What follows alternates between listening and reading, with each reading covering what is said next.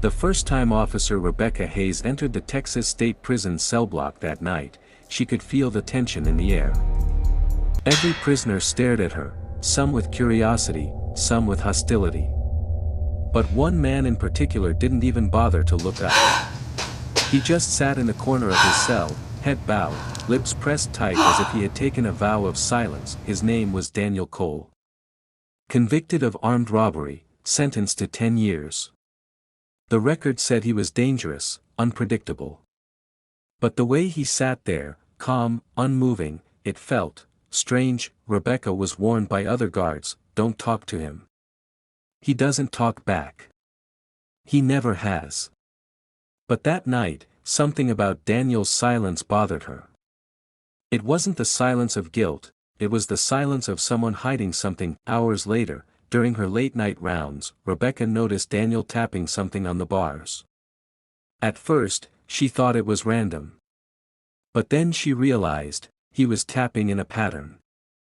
3 short taps. 2 long. 3 short again, Morse code, and it spelled just 2 chilling words, don't talk. Rebecca froze. Why was a prisoner warning her not to talk? The answer came quickly. As she turned the corner of the dimly lit corridor, she overheard 2 other inmates whispering. Their voices were low, threatening. She doesn't know what's coming tomorrow, one said, the shift change is the perfect time. She won't survive it, the other replied. Rebecca's heart stopped.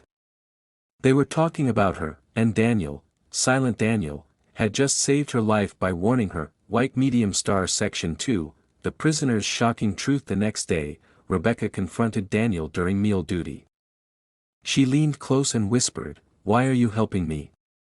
For the first time in months, Daniel raised his eyes.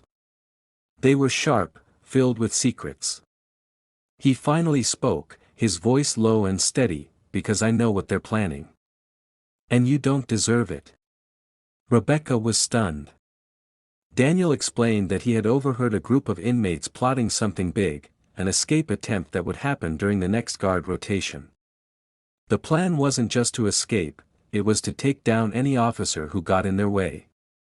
And Rebecca was at the top of their list. At first, Rebecca didn't believe him.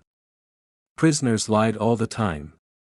But when Daniel described the details, the hidden weapon, the exact timing, even the names of the inmates involved, she realized he was telling the truth. Rebecca had a choice, ignore him and risk her life, or trust a criminal who had nothing to gain. She chose to trust him. That night, when the inmates launched their escape plan, Rebecca was ready.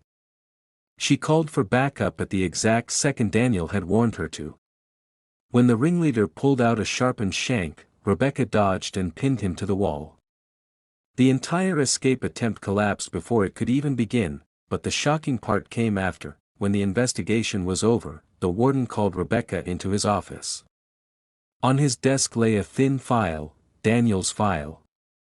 Inside was evidence Rebecca had never seen before. Surveillance footage, old reports, and witness testimonies. It turned out Daniel hadn't even committed the robbery he was convicted for. He had been framed.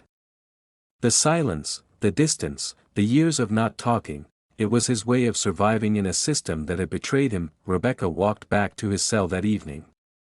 For the first time, she smiled at him. You didn't just save me. You might have just saved yourself too. Daniel only gave a faint smile in return.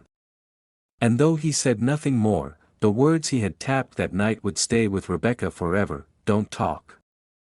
Because sometimes silence speaks louder than any scream, and sometimes the most unlikely people become the real heroes.